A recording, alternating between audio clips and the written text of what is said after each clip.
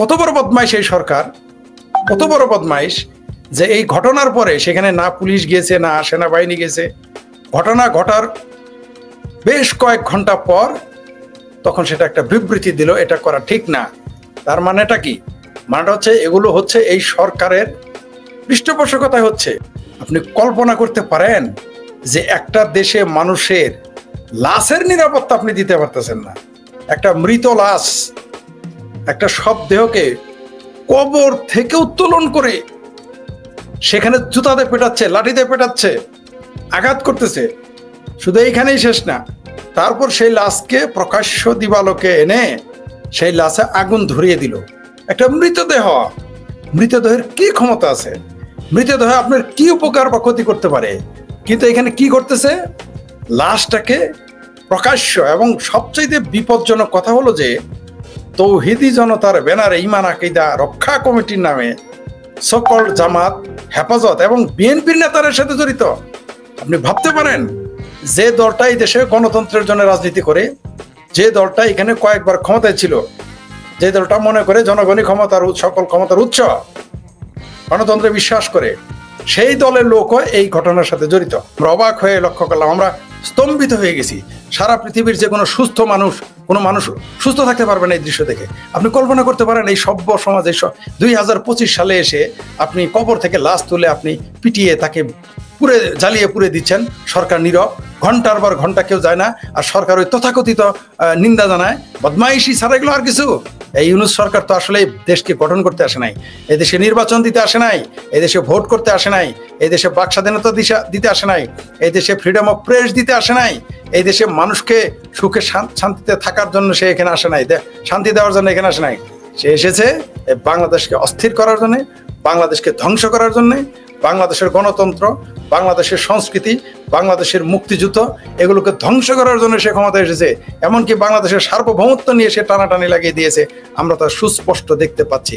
অদ্ভুত ব্যাপার, এখন বাংলাদেশের কোনো সাংবাদিক কথা বলে না। আপনি যেটা বললেন, আপনি ঠিকই বলেছেন যে সেই অঞ্চলের যে জায়গায় এই ঘটনাটা ঘটেছে সেখানকার সাংবাদিক কেন যাবে নিজের জীবন দিতে? কেন যাবে? শুনেছি সেখানে আরো একজনকে নাকি পেটানো হয়েছে, সে বেঁচে আছে কিনা মরে গেছে আমরা জানি না, মেরে ফেলেছে একজনকে, একজন জীবিত মানুষকে পিটিয়ে মেরে ফেলেছে। আসলে নগরে আগুন লাগলে দেবালয় রক্ষা পায় না। এতদিন সংখ্যালঘুকে পিটিয়েছে, তারপরে আওয়ামী লীগ পেটালো, মুক্তিযুদ্ধের শক্তির মানুষদের পেটালো, মারলো।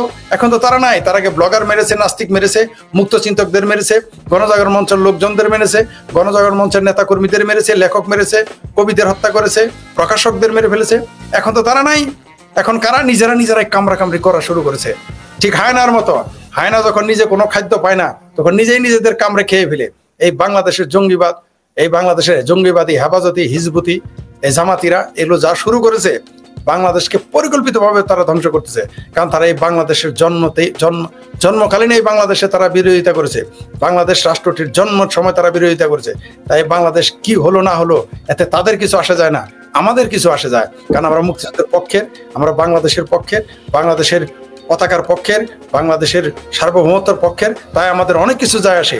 আমাদের দেশের মানুষ এবং আমাদের সার্বভৌমত্ব ধ্বংস যেভাবে তারা উঠে পড়ে লেগেছে ধ্বংস করার জন্য, এটা আমাদের রক্ষা করতে জনগণকে রুখে দাঁড়াতে হবে, এছাড়া কোনো বিকল্প নাই। আজকে দেখেন সাংবাদিকদের টুটি চেপে ধরা হচ্ছে, কথা বলতে দেয় না, হাত পা বাঁধা, তাকে পুলিশের ভ্যান গাড়ি, জেলের ভ্যান গাড়ি থেকে নামাচ্ছে, সেইখানে তাকে টুটি চেপে ধরে। আপনি বুঝতে পারছেন তো যেখানে বাক স্বাধীনতা কিভাবে কুক্ষিগতা করা হয়েছে। আজকে মানুষের কবরে নিরাপত্তা নাই, আপনি জেলখানায় নিরাপত্তা নাই, ঘরে নিরাপত্তা নাই, বাইরে নিরাপত্তা নাই, ফ্যাক্টরিতে নিরাপত্তা নাই, আদালত চত্বরে নিরাপত্তা নাই, শেষ মুহূর্তে কবরেও নিরাপত্তা নাই। এজন্য সেই ইসলামের ইতিহাসের সেই বর্বর সময়কাল চলে এসেছে যে কবর থেকে লাশ তুলে তুলে, কঙ্কাল তুলে তুলে সেগুলো তারা জ্বালাবে, পোড়াবে। ইসলামের ইতিহাস কত ভয়ঙ্কর যে এই মানুষ, তাদের প্রতিপক্ষের উমাইয়া আর আব্বাসিয়ারা তাদের প্রতিপক্ষকে এত প্রতিহিংসা পরায়ণ ছিল একে অপরের প্রতি, তারা সেই খুলি এনে সেই খুলির উপরে চাবুক মারতো, সেই খুলির উপরে মদের গ্লাস রাখতো। এইরকম ছিল তাদের উগ্রতা, পাষণ্ডতা, বর্বরতা। সেই সময় বোধহয় আবার বাংলাদেশে ফিরে আসছে, এবং এগুলো শুধু ফিরে আসেনি, এগুলোকে পৃষ্ঠপোষকতা কে দিচ্ছে? এই ওয়াকার সাহেব, এই ইউনূস, আমেরিকার দালাল, সাম্রাজ্যবাদের দালাল, তুরস্কের দালাল, পাকিস্তানের দালাল, এই ইউনূস সরকার এই কাজগুলো করে। এটা তো আর সরকার না, আসলে এরা হচ্ছে এনজিওর দোকানদার। এরা যা করতেছে বাংলাদেশ তো ইতিহাসে তো দূরের কথা, অন্তত 500 বছরের ইতিহাসে এই ঘটনা নাই যে কবর থেকে লাশ তুলে কেউ তাকে, একমাত্র ইসলামের ইতিহাস ছাড়া আপনি পৃথিবীর কোথাও পাবেন না যে কবর থেকে লাশ তুলে তাকে জ্বালিয়ে দেওয়া হচ্ছে, পেটানো হচ্ছে। এটা কেবল বাংলাদেশই সম্ভব। কারণ বাংলাদেশে এই মুহূর্তে এই যে বামপন্থীরাও, কিছু বামপন্থীরাও আজকে আন্দোলন করে, তারা যখন আন্দোলন করলো আমরা বললাম এই দেশে কিন্তু মৌলবাদীদের হাতে চলে যাবে, কিন্তু তারা বললেন না, আগে শেখ হাসিনাকে সরাই, আগে শেখ হাসিনাকে তাদের সরাইতে হবে। তো আর বিএনপির তো কথাই নেই, শেখ হাসিনাকে সরালেই তারা ক্ষমতায় চলে যাবে চাল চালাইয়া। কিন্তু এখন কি ফলাফল আসতেছে?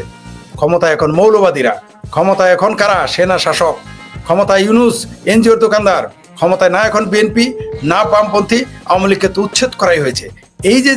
এই যে পরিকল্পনা 24 সালে 5ই আগস্টে ঘটতেছে, আমরা আগে অনুমান করতে পারছিলাম, তবে আমাদের অনুমানেরও বাইরে চলে গেছে। এত ভয়ঙ্কর, এত বর্বরতা, এত পাষণ্ডতা, এত নিষ্ঠুরতা, এত জঘন্য পরিস্থিতি এই দেশের সৃষ্টি হবে আমাদের অনুমানেরও বাইরে। আজকেও নিউজ হয়েছে যে 18% মানুষ দরিদ্র হয়ে যাবে বাংলাদেশে। আপনি কল্পনা করতে পারেন? তো এরা তো দরিদ্র হবেই, কেন হবে না? যেখানে আপনি কবর থেকে লাশ তুলে পিটিয়ে আগুন দিয়ে পুড়ে মেরে ফেলেন, সেই দেশে কোনো উন্মাদে আসবে বিনিয়োগ করতে? কোনো উন্মাদে করবে না। আমি বহুভাবে চেষ্টা করতেছি মানুষকে বিদেশিদের বাংলাদেশে বিনিয়োগ করাতে, বা বাংলাদেশ থেকে তারা যেন ইম্পোর্ট করে তাদের দেশে। কেউ বাংলাদেশের নামই মুখে নিতে চায় না। আমি ফরিদ বহুভাবে চেষ্টা করতেছি, নিজের পকেটে টাকা খরচ করে, নিজের মেধা, নিজের যোগ্যতা, নিজের সময় দিয়ে চেষ্টা করতেছি যাতে বাংলাদেশের মানুষ কিছু, আমাদের বাংলাদেশে কিছু রপ্তানি আয় আসে। কিন্তু বাংলাদেশে পৃথিবীর যে কোনো দেশের মানুষ, ব্যবসায়ী বাংলাদেশ নাম শুনলেই এখন ভয় পেয়ে যায়। আর কালকের যে ঘটনা ঘটলো, এই ঘটনা ঘটার পর পৃথিবীতে আর কোথায় আমাদের এই যে যারা লম্বা কথা বলেছে ইউনূস পৃথিবীর নোবেল লরিয়েট, এটা করবে ওটা করবে, আমরা কি দেখলাম? যে ইউনূস সরকারের আমলে একটা লাশের নিরাপত্তা দিতে পারে না। আপনি এটা ভাবতে পারেন? হেফাজত জামাত তো থাকবেই, তারা তো ধর্মান্ধ, এরা তো চায় বাংলাদেশটাকে অস্থিতিশীল করতে। কারণ এই বাংলাদেশের যে উন্নয়ন, বাংলাদেশের যে নাম, সুনাম, যশ, খ্যাতি, এটা তাদের সহ্য হচ্ছে না। তাদেরকে প্রমাণ করতেই হবে যে বাংলাদেশ একটি জঙ্গি রাষ্ট্র, বাংলাদেশ একটি সন্ত্রাসী রাষ্ট্র, বাংলাদেশ একটি মৌলবাদী রাষ্ট্র। এটা তাদের প্রমাণ করার জন্য তারা উঠে পড়ে লেগেছে। কারণ তাদের পেয়ারা পাকিস্তান ভাঙার কষ্ট, বেদনা তারা বলতে পারতেছে না। তারা এটাকে পাকিস্তানের চাইতেও খারাপ রাষ্ট্রে পরিণত করতে চাইতেছে। তারা এটাকে আফগানিস্তানের চাইতেও ভয়ঙ্কর জঙ্গি রাষ্ট্র হিসেবে পরিণত করতে চাইতেছে। আর এগুলো পৃষ্ঠপোষক কারা? এই যে ইউনূস সরকার, এই যে ইউনূস সরকারের যে এনজিওর দোকানদার যিনি, এই আদম ব্যাপারী, ইউনূস সরকার হচ্ছে এগুলোর পৃষ্ঠপোষক, জেনারেল ওয়াকার হচ্ছে এগুলোর পৃষ্ঠপোষক। আপনি ভাবতে পারেন এখন ম্যাজিস্ট্রেসি পাওয়ার নিয়ে আর্মি মাঠে ঘুরতেছে। এই দায় আমি তো ওয়াকারকে দায় করতে চাই না, আমি তো সেনাবাহিনীকে এখানে টানতে চাই না। কেন টানতেছি? কারণ বাংলাদেশে এখন ম্যাজিস্ট্রেসি পাওয়ার নিয়ে সেনাবাহিনী মাঠে। সুতরাং আপনি বরং পুলিশকে দায়ী করতে পারবেন না, আপনি বরং স্বরাষ্ট্র মন্ত্রণালয়কে দায়ী করতে পারবেন না। এখানে প্রতিরক্ষা মন্ত্রণালয় এবং আর্মি এর জন্য দায়ী। কারণ এখন ফাংশন করতেছে কারা? সেনাবাহিনী। তো সেনাবাহিনীকে এই দায়ভার নিতে হবে। বিএনপি ভাবতেছে যে তারা এখন নীরব থাকবে, ভবিষ্যতে ক্ষমতায় চলে যাবে। এরা জানে না আওয়ামী লীগকে উচ্ছেদের পরে এই সমস্ত মৌলবাদী, জেহাদি, জঙ্গি গোষ্ঠী, এই সন্ত্রাসী জনগোষ্ঠী পাকিস্তানের মদদে, তুরস্কের মদদে এই বাংলাদেশ জাতীয়তাবাদী দল বিএনপিকে উচ্ছেদ করবে, কোনো সন্দেহ নাই। এবং সেটার সিমটম শুরু হয়ে গেছে। আর তারা যদি মনে করে যে এই সমস্ত আমরা রয়েস হয়ে গেলাম, ফেব্রুয়ারিতে নির্বাচন হবে, অবশ্য যদি হয়, নির্বাচন হলে চাল চালায় ক্ষমতায় চলে যাব, তারপর সব ঠিক করব, এত সহজ নয়। আপনি যেটা বললেন এত সহজ নয়। কারণ সকালটা কেমন যাবে, আজকের দিনটা কেমন যাবে, সকালের আকাশ দেখে অনেক কিছু নির্ণয় করা যায়। তো বাংলাদেশের সকালের আকাশ বলতেছে সামনে আরো ভয়াবহ দিন আসতেছে, এবং সেই দিন কারো নিয়ন্ত্রণে থাকবে না। যেই দেশে সেনাবাহিনী ম্যাজিস্ট্রেসি পাওয়ার নিয়ে ঠিক রাখতে পারে না, যে সমাজ, যে রাষ্ট্র, যে গ্রাম, শহর, নগর, বন্দরে নিরাপত্তা দিতে পারে না, বিএনপি এই পুলিশদের নিরাপত্তা দিবে? যদি তারা ভেবে থাকে তাহলে তারা শুধু বোকার স্বর্গে বাস করতেছে না, তারা রাজনৈতিকভাবে একেবারেই, আমি বলবো যে তারা রাজনৈতিকভাবে মূর্খ বলবো তাদের আমি। আমি দুঃখিত এই শব্দ উচ্চারণ করার জন্য, কিন্তু এছাড়া আর কিছু করার নাই। আওয়ামী লীগও মনে করেছিল যে হেফাজতকে সাথে নিলে, তাদের সাথে ঐক্য করলে, তাদেরকে যদি আমি সনদ দেই, তাদের যদি চাকরি দেই, তাদের যদি রেলের জমি দেই, তাদের সাথে যদি আমার মন্ত্রীদের মানে গেহেরা রিশতা থাকে, তাহলে আর কোনোদিন জামাত আমাদের কিছু করতে পারবে না। কিন্তু ফলাফল উল্টো হয়েছে। কি উল্টো হয়েছে? শেয়াল, জামাতের মতো শেয়ালকে তাড়াতে গিয়ে বাংলাদেশ আওয়ামী লীগ কিন্তু হায়নার সাথে দোস্তি করেছিল। আজকে তার ফলাফল তারা দেখেছে। কারা এসেছে? এই যে দুই ইউটিউবার, এমনকি বাংলাদেশের সবাই কি বলতেছে যে মাদ্রাসা ছাত্ররা এই বাংলাদেশ আওয়ামী লীগ সরকারকে, মুক্তিযুদ্ধের পক্ষে সরকারকে উচ্ছেদ করার অন্যতম প্রধান শক্তি হিসেবে কাজ করেছে। তো বিএনপি যদি তা মনে করে যে তাদের সাথে এরা প্রীতি করবে, না, হায়না কখনো বশ মানে না। এই সমস্ত জঙ্গি মৌলবাদী সন্ত্রাসীরা এরা হচ্ছে হায়না। হায়না কোনোদিন পোষ মানে না, শিয়াল কোনোদিন পোষ মানে না। জামাতের মতো শিয়াল, সে খুবই ধূর্ত, এও কোনোদিন পোষ মানে না। হায়না তো কোনোদিন পোষ মানবেই না। তো শিয়াল আর হায়না নিয়ে আওয়ামী লীগ বিএনপি যা করেছে, আজকে এই দেশটা ধ্বংসের দ্বার প্রান্তে নিয়ে গেছে। ওর কত জঘন্য এবং কত প্রতারণা, এরা প্রতারকেরা। আপনি দেখেন এরা কি করেছে। ভিপি নূরকে তারাই পেটালো, তাদের আর্মি পেটালো, আবার তারাই নিন্দা জানায়। কি হাস্যকর ব্যাপার! অর্থাৎ আপনার পুত্র, আপনার মেয়ের জামাই আমাকে পেটাইলো, আর আপনি বললেন হা হা হা, এটা ঠিক হয় নাই, এটা ঠিক হয় নাই। বক্তব্যটা এরকম হইলো না? তো ভিপি নূরকে পেটাইলো কে? এই সরকারের পুলিশ। ভিপি নূরকে পিটাইলো কে? সান্ডা মাহফুজের সেনাবাহিনী। ভিপি নূরকে পিটাইলো কে? ফরদ মাজারের স্ত্রীর ফরিদা আক্তারের সেনাবাহিনী এবং পুলিশ। ভিপি নূরকে পিটাইলো কে? আসিফ নজরুলের আর্মি এবং পুলিশ। ভিপি নূরকে পিটাইলো কে? এনজিও গ্রাম সরকারের পুলিশ এবং আর্মি। কিন্তু ফলাফল কি তারা নিন্দা জানায়? এটা হাস্যকর না? ইসলাম ধর্মের পরিভাষায় আপনি কোনো প্রাণীর গায়ে আগুন দিতে পারবেন না, এটা হারাম, নিষিদ্ধ।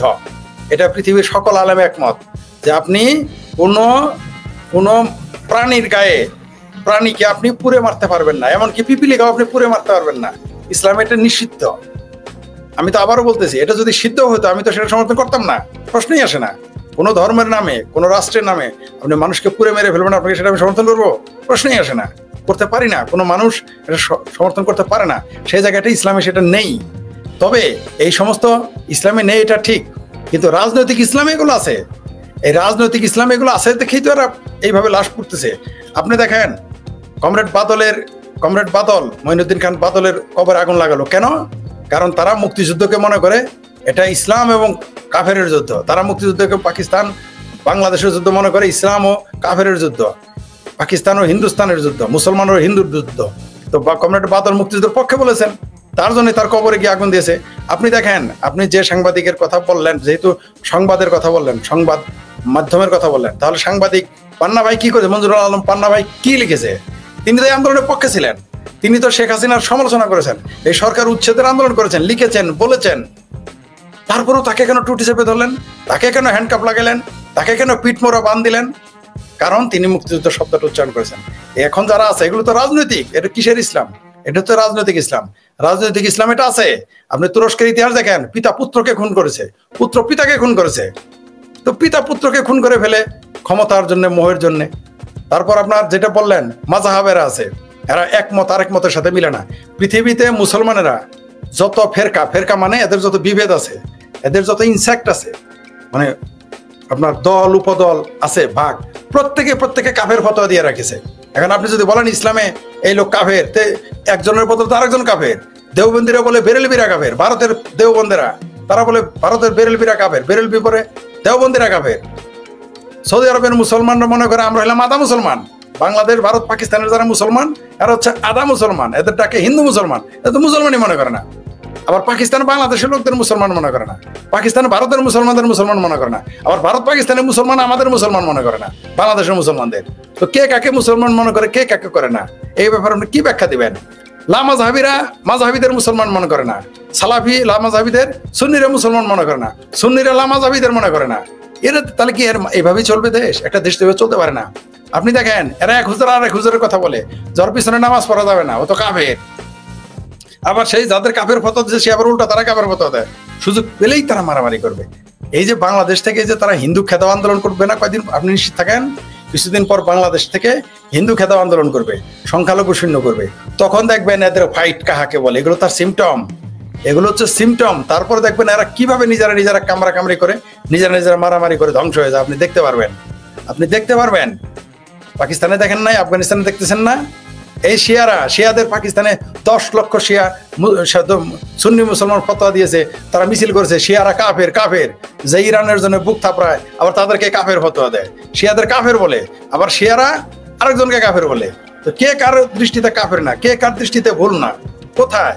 আপনি দেখেন কাকে কাফের ফতোয়া দেওয়া হয় নাই। 4 মাযহাবের যে ইমাম প্রত্যেকগুলোকে শাস্তি দিয়েছে তাদের আমলে লোকেরা, প্রত্যেকটা মুসলিম বিজ্ঞানীকে কাফের ফতোয়া দেওয়া হয়েছে, প্রত্যেকটা। নজরুলের কাফের বলে নাই, আজকে নজরুল জামাতে, আজকে নজরুল বাংলাদেশের ইসলামী কবি, ইয়ার কি করার জায়গা পায় না। এই আর এক বলা হয়েছে কাফের, মুরতাদ, হিন্দুর বাচ্চা, এগুলো গালি দেওয়া হয়েছে তাকে, আবার হিন্দুরা তাকে জবনের বাচ্চা গালি দিয়েছে। এই হচ্ছে নজরুলের ব্যাপার। এখন নজরুল জাতীয় কবি। বেগম রোকেয়াকে কবর দিতে দেয় নাই, বেগম রোকেয়াকে মুসলিম পল্লীতে কবর দিতে দেয় নাই, নীরবে নিবৃত্তে তার কবর দেওয়া হয়েছে। এই হচ্ছে ইসলামী ফেরকা। আপনি এদের সাথে ফেরকা কি মিল করতে পারবেন? গণতন্ত্রের জন্য এই মুসলিম মৌলবাদ প্রচন্ড রকম হুমকি। আসলে দেশের যে অবস্থা, শুভেচ্ছা জানাতেও বুক কেঁপে ওঠে। কারণ আপনি দেখলেন, আপনি যেটা বললেন যে এটা আফগানিস্তান পাকিস্তান হচ্ছে কিনা, আফগানিস্তানেও তো কবর থেকে লাশ তুলে পুড়ে দিচ্ছে না। এই আফগানিস্তানে যারা এখন ক্ষমতায় তারা বর্বর, অসভ্য, সাম্প্রদায়িক এবং চরম ধর্মান্ধ, পৃথিবীর সবাই জানে। তারা কিন্তু কবর থেকে লাশ তুলে অন্তত পোড়াচ্ছে না, যেটা আমাদের বাংলাদেশে হচ্ছে। আফগানিস্তানে কিন্তু মানুষকে আদালতের ভিতরে গিয়ে পেটাচ্ছে না, আদালতের ভিতরে গিয়ে মেরে ফেলতেছে না, জেলখানায় তুলে মেরে ফেলতেছে না।